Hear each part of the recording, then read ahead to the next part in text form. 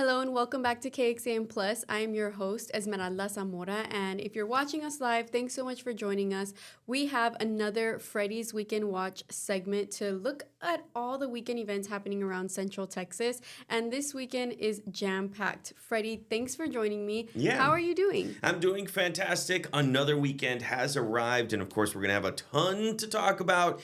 There's things that are happening from now to the end of the year. There's new things that are popping up all the time. And then, of course, one of the biggest events of the year happening at Zilker Park. And, of course, we'll get to that in just a bit. Yes, we sure will. And you know what? Some of these events, or one of them for sure, is an event we talked about last year. So it's exciting to maybe recap how the event went last year and then talk about what it's going to look like this year, right? Yeah, it'll be a ton of fun to be able to go into all of that. But, to see what new changes are coming to the Lady Bird Johnson Wildflower Center and some of the things that they're doing there. We have a tour for national tour for Kimberly Akimbo. We're going to have an exclusive interview with that with a Broadway legend. But first, we got to talk about the elephant in the room of what's happening this weekend because Austin is becoming jam-packed with people flying in for one of the biggest music festivals of the year. Yes, and if you want some more information about closures and traffic, we'll have a stream on that again later today. But that event is happening. It kicks off tomorrow. Will you be there, Freddy? This weekend, I won't. I got my tickets for weekend 2. So I'm excited about weekend 2 and what's going to happen there. You and I talked about, one of my favorite Argentinian duos is going to be there. Catriel and Paco Amoroso, they're going to be performing for weekend 2. But, there's so much we can talk about. Well, we're talking about ACL. I don't know if we didn't officially say ACL. But ACL is happening this weekend, right? That's right. So let's go into the details of what people can expect for Austin City Limits because this is it. It has arrived. A lot of people flying into town for this great event. So this is happening on Friday, October 3rd. That kicks off tomorrow, and this runs all the way through Sunday. That's weekend 1. And then, of course, we have weekend 2 the following weekend. Here's some of the highlights that we're going to talk about. On Friday, there's Empire of the Sun. Hosier and Luke Combs is going to be there for Friday. For Saturday, Doechii, which is, on a meteoric rise over the past couple of months or past year, technically.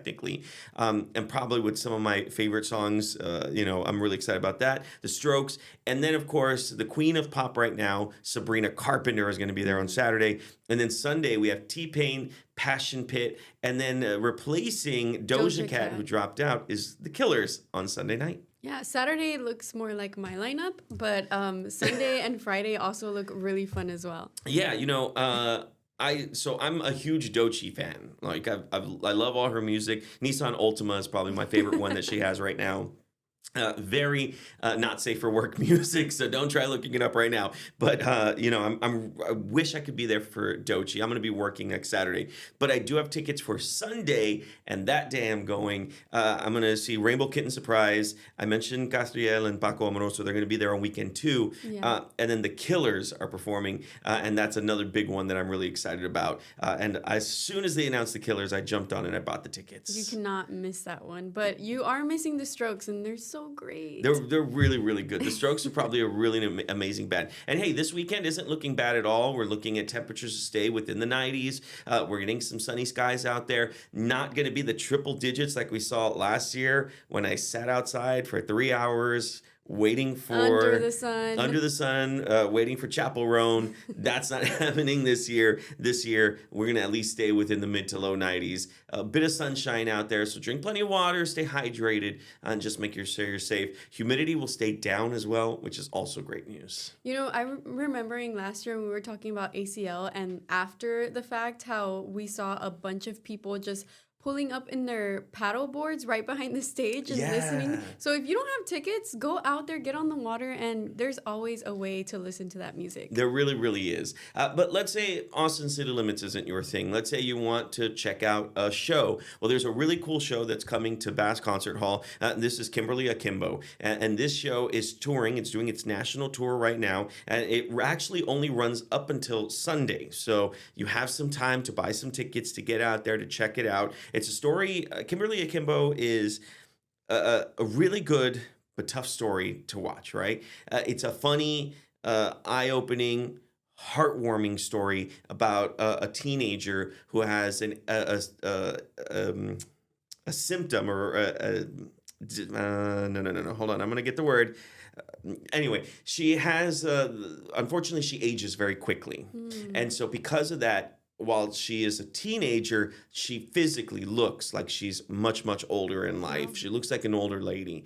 Her body just ages too rapidly, and because of that, her lifespan is going to be very short. And so it's her as a teenager living high school life, trying to deal with the fact that she doesn't have very much longer to live. And so while it is a tragic story, it's also an uplifting story to hold yourself to live the fullest life you can, even if you're only here for a short amount of time. And anyway, Broadway icon Ann Morrison is in the lead role. And coming up a little later on, Erica Brennis will actually be sitting down and talking with Ann Morrison, who originated the role of or in Merrily We Roll Along, which recently won a Tony because of the work that Jonathan Groff was doing, that on top of the work that Daniel Radcliffe was doing. So it's a really cool show. If you get a chance, you got to check it out. That's Sunday, October 5th.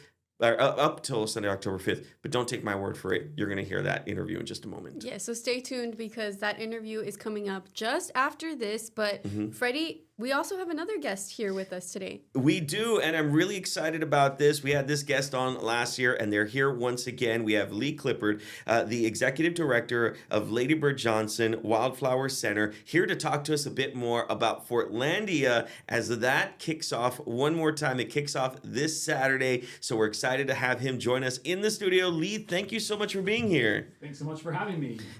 Yeah, it's great to be here again. This is really exciting. This is probably my favorite part of the year to kind of talk about Fortlandia, because we always talk about, as we grow older, we get so caught up in work and life, and we forget to enjoy the little things in life, the magical part of imagination. And that's what this is all about. So talk to us, what exactly is Fortlandia? Yeah, so speaking of living life to the fullest, right? There's a lot going on this weekend. It's a perfect segue from Kimberly Akimbo to think about, being young again and enjoying forts. So this is our 8th year hosting Fortlandia at the Lady Bird Johnson Wildflower Center. And we have 8 new forts that are designed by people from around the community. And it always just is so inspiring to think about how many creative people there are here in Austin and all the crazy ideas they come up with. So the Fortlandia opens on Saturday, and it'll run through January. So if you can't make it here this weekend because you got ACL and a bunch of other things going on, there's plenty of time to catch the forts, but they're super fun, super colorful, fun for all ages, as you say. So what are some of the highlights? What forts do you think? I mean, they're all amazing, but for you personally, as you go out there and you see them, what fort has been like one of your highlights of all of the forts that are out there? It is truly hard to pick a favorite, and I'm not going to do that because that wouldn't be fair. A couple of there is one actually I see from my office right now, and it's the mast of a schooner rising above the trees. And so there's a team that has built basically a sailboat in our family garden, and that one is pretty exceptional. It looks really fun. There's another really cool one that is based off of barrel cactus. And so it's like a climbing fort with lots of cool colors. There's a birdhouse based fort. There's just a lot of fun forts out there this year. So how long does it take to create some of these creations? Is it just a certain amount of time? And how does that whole process, go? How do you decide? How does all of this work? Explain that to us. Yeah, so some of it's a little bit behind the scenes from us even. But we do an application process in February and spring. And teams compete. So we have a committee that chooses the 8 forts for the year. Usually, I think this year there was about 24 submissions. So it's pretty competitive. So the teams are submitting like a sketch or an idea of what their fort is going to look like, a description of what it's going to be. Some folks are professional architects. Some folks are just neighbors down the road that want to do something fun. Some are artists. So there are all kinds of different people that are building these forts. Once we choose our 8, they just build the forts. Most of them are working on them over the summer, usually in a studio or their backyard. And then we have about a 2-week period in the fall right now where they're installing them really quickly at the Wildflower Center. So it's pretty fun because we've seen them on paper, and then months later, just like 2 weeks before we open, all of a sudden we start seeing them come to life. And I love walking out there every day, talking to the teams, seeing them come to life and take shape. It's really exciting. So do you and your team go out there and obviously watch them come up and kind of think, okay, I wonder how they're going to do that. I wonder how they're going to fix that. Yes, yeah. We shake them a little bit, make sure they're going to withstand all the pressure from the kids and the adults climbing on them. Yeah. So how important is it to have something like Fortlandia, and why is this such a big focus for you guys? That's such a great question. So, especially for kids, there's not a lot of access to nature these days, or there's not a lot of priority put on nature play. And so we want to provide an opportunity for kids and their parents and their family members to get out into nature and just enjoy and play and have a good time, to mess around. When I was a kid, we had woods behind the house and we could build forts, but not everyone has that access. And so we want to be able to provide that for kids in our space. And is there like an additional fee in order to take part in this? No, it comes with admission. So if you're a member, you get in free. And then of course, membership comes with tons of other benefits. We have a plant sale and other things going on. And then you just pay a regular admission price to get in. So, you said something really interesting there, and this wasn't only for kids, but adults can partake in this as well, correct? Oh, absolutely. I climb on them. You can't tell now, but I'm a giant human. So yeah. But that seems like a lot of fun to be able to say, I'm going to take some time off to be with my kids. Not time off, right? But, go out there on a Saturday, take your kids out there and just kind of have fun. I think we miss that sometimes in our lives. Absolutely. Yeah. It's such a creative moment. And it's not just, it's like uncles bringing their nieces and nephews. It is grandparents, so there's all kinds of family mixes happening there. And it's so interesting to see, kids have very different perspectives and they're imagining things that you would have never imagined. And then the adults can kind of play into that and have a really nice time with their kids. Wow. Yeah. Okay, so that's not the only event that you guys have going on right now. Another one that kicked off, a couple weeks ago, which is the Nightmare Before Christmas Trail event. Talk to us about that a bit. Yes, so this is a collaboration with Texas Performing Arts. We just Akimbo. And so this is Disney Tim Burton's Nightmare Before Christmas Light Trail. And it is absolutely exceptional. It just opened last week. And it's really fun. You walk around this trail through our Texas Arboretum. You get to see all the characters from the movie. There's this immersive sound. It's like that surround sound the whole time you're on the trail. It's songs from the movie. It's a really, really nice, fun thing to do. And that's open from now through November 30th. Is that also part of the admission, or do we have to buy? That's a separate ticket that you get on texasperformingarts.org. And you can also find it through wildflower.org. We link out to it as well. And again, I think this is really cool because, my sister who lives in New York, she always talks about, oh yeah, we went on this pumpkin trail, we went on this other trail. We don't get stuff like this all the time. So to be able to enjoy something like this, especially in somewhere as, pretty as the Wildflower Center, that's a bonus, isn't it? It's very unique. So there's only 2 places this is happening in the United States right now, and that's New York City and Austin, Texas. And people are coming from all across Texas. I've met people from San Antonio, Houston that are coming in just for the Nightmare Before Christmas Trail. So it's very fun and very unique. Is Oogie Boogie there? That's my question. Yes.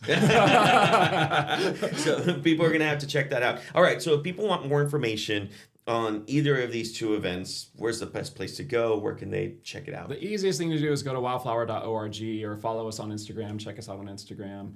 And, those aren't the only 2 things we have going on right now. I think I mentioned it already, but we have the fall native plant sale. Mm-hmm. So during the day, you can come out and buy plants for your garden, play in Fortlandia starting Saturday. You can come at night to the Nightmare Before Christmas Trail, and that's happening through this entire month. Awesome. So the Nightmare Before Christmas Light Trail, that runs through the end of the month. And then you said, how long is Fortlandia? You said that opens this Saturday and it runs until when? Yeah, so lots of dates to keep in mind. Yeah. So we've got Nightmare Before Christmas that runs through November 30th. November 30th. We've got Fortlandia that runs through the end of January. And then we have the plant sale that goes through the end of October. Wow. And that's not it. Obviously we can't have you tease everything, but you have more stuff down the pipeline as well, right? Oh, absolutely. And of course, you can come out anytime and see all the beautiful plants. It's fall. It might not feel exactly like fall yet, but it truly is fall, and nature thinks it's fall. And so we have lots of fall plants that are blooming, lots of grasses blooming. It's really gorgeous. The light is really pretty at the Wildflower Center. There's birds migrating through. So there's a lot of nature experience you can have there as well. So now is the time to head out there. Lee, I really appreciate you coming in and talking to us about this. And, that way people can check out something as cool as Fortlandia or the Light Trail as well. But, when I first heard of Fortlandia, I always thought, this is such a cool concept. Because I remember the core memories unlock of being a kid in elementary and playing on the jungle gym or playing on that weird dome thing that you could kind of swing through. And so when I heard about this, I was like, this has to be something we have to talk about. Oh, that's right. Well, hopefully we'll see you out there. Yeah, sounds fun. Esme, this sounds fun. This sounds amazing. It sounds like you can do everything in one day and just plan your whole day at the Wildflower Center. Or take your time, go through, take different days, right? That's right. Well, if we're living life to the fullest, let's see, you could do Fortlandia Saturday morning, and then you could do ACL Saturday afternoon. That's and then right. you could do Kimberly Akimbo or Nightmare Before Christmas Saturday evening, right? Yeah. There you go. We planned your whole weekend for you. Well, Lee, thank you so much for coming by. I really appreciate it. And we'll see you out there. My pleasure. Thanks. Esme, that was not the only great interview we have. I'm really excited because we've been talking about it too, which is Kimberly Akimbo. Yes. And I know we're excited about that show too. And just like we promised, we have that interview coming up right after this, so stay with us.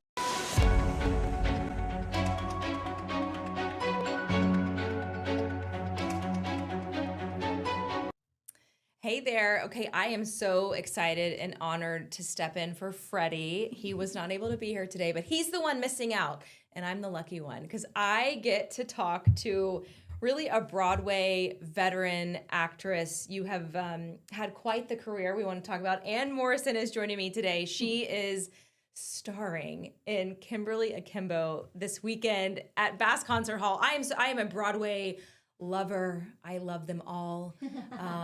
I love the music. It's just so exciting. So, Anne, thank you so much for joining us today. This has been fun. I'm having a great day. Welcome to Austin. I hope you're enjoying it and the traffic. I've never been to Austin before, and I'm having a ball. It's a great city. It's quite this. So I actually do the traffic. I'm the morning traffic anchor here at KXAN. And so Am I going to have a hard time this weekend getting to the theater? Well, it depends on where you're staying, but hopefully you're north of the river, closer to the UT campus, and not over anywhere near Zilker Park.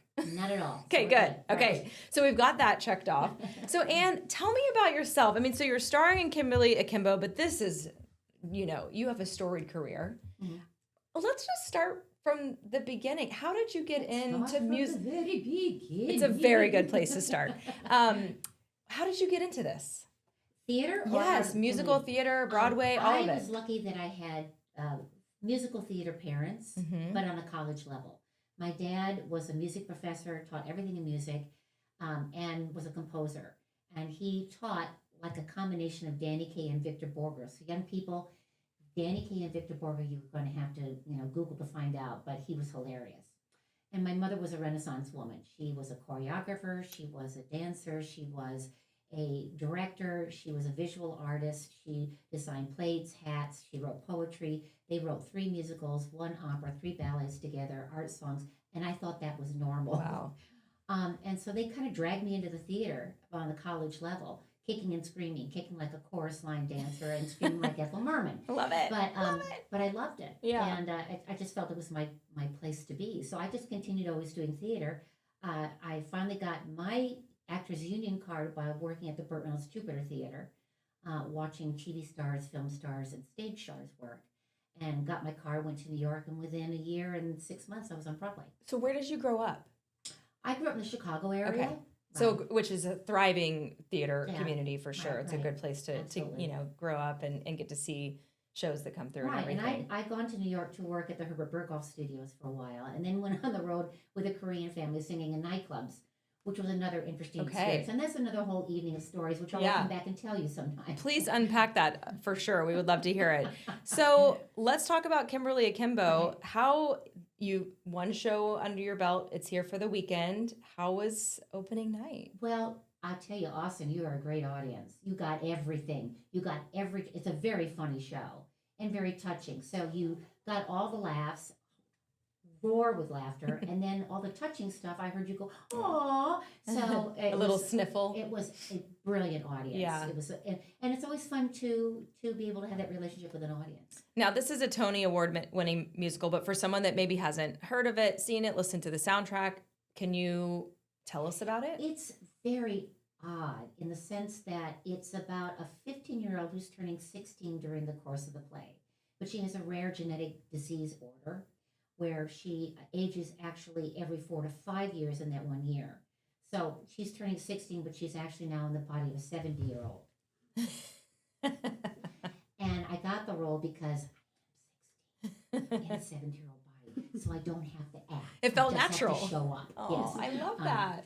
But it's a beautiful show. So she's got a very dysfunctional family. She has an aunt that could get them into a felony charge. She is dealing with being now a 16-year-old, looking old in a high school, trying to create friends.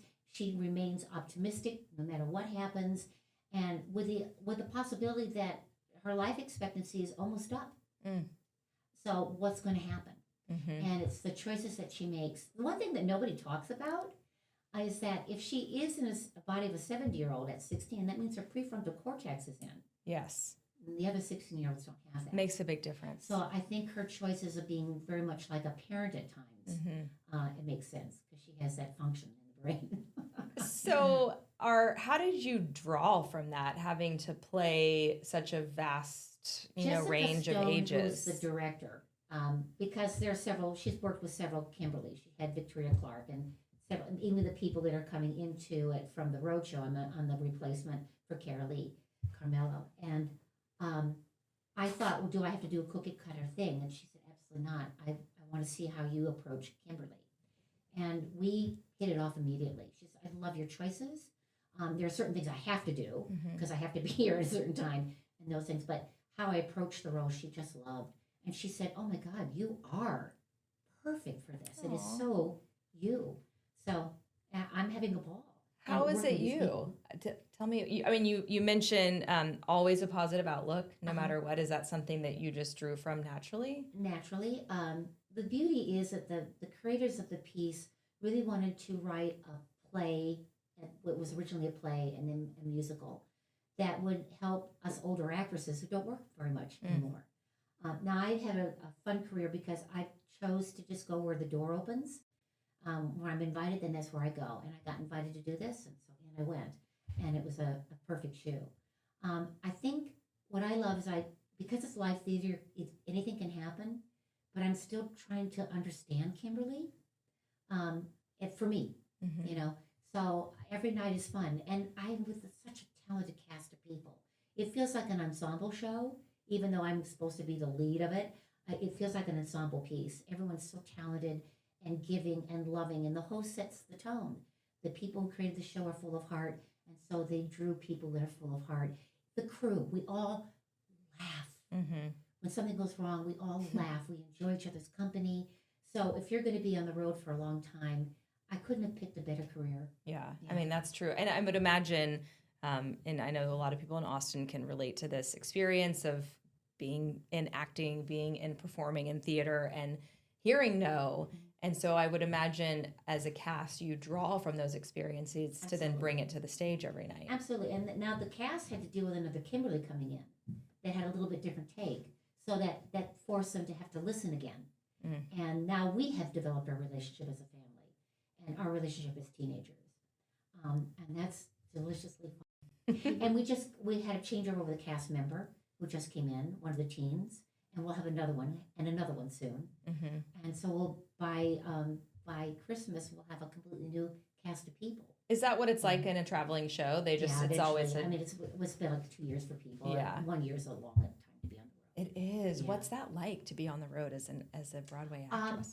The last time I was on a tour was when I was in my 30s. That was a long time ago. So we didn't have Ubers, we didn't have cell phones, we didn't have computers. So it's very different. A lot easier than it was then. Yeah, I would imagine.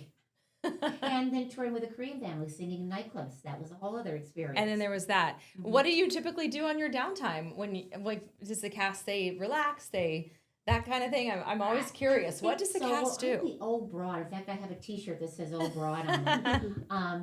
So everybody gets along with each other. But I find that I spend a lot of time on my own, partly because I want to write.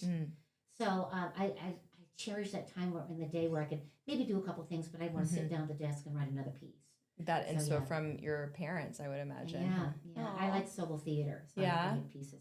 Yeah. Okay, that's really cool. So, okay, Freddy had told me that you, one of your roles was Mary and Merrily We Roll Along. Right. In 1981, I was the original Mary Flynn in Merrily Roll Along, working with Hal Prince and Stephen Sondheim. That's and amazing. They became my mentors. And I'm going to get teary again because I love those two so much. Yeah. And they're not with us anymore. Wow. But in fact, I wrote a solo play called a musical, Merrily from Center Stage, where I talk about being 25 and the 6 weeks of previews, which I think is the most important of that whole experience of doing Merrily, because it didn't do well back in 81. But it's a beautiful show. So, and that Freddy wanted me to ask you, what was it like working with Stephen Sondheim? You know, he was like a kid. He will, if you read his books, he'll tell you that working on Merrily was the best fun he ever had. Oh. And he did. He became like a kid. To sit next to him on the piano to figure out the keys to the show was delightful. I remember him coming around the flat. I'm dyslexic, and I was sure I was going to be fired at any minute.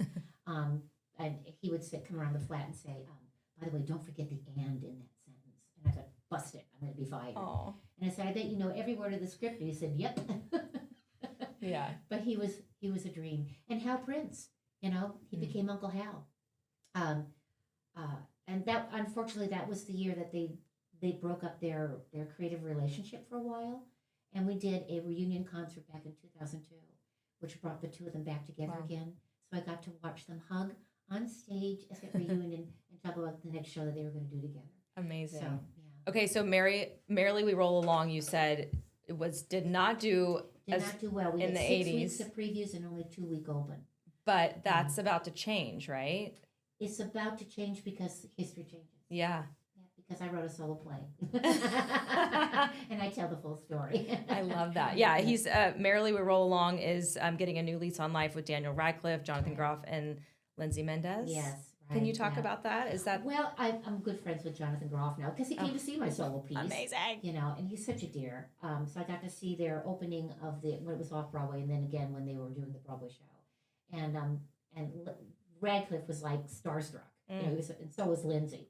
I have this thing that I always invite. I like to see as many Merrilies as possible, and I invite anyone who plays Mary Flynn to the Mary Flynn Club. I'm the president of the club. So if there's any Mary Flynns out there, see if you can find me, and I will invite you to the club. Okay, we'll try to plug that for sure. It's fun. I'm not a fan of the book. I'll be honest with you. Okay. I think the changes that George Firth made, I'll be honest, are just changes, and they don't necessarily improve it.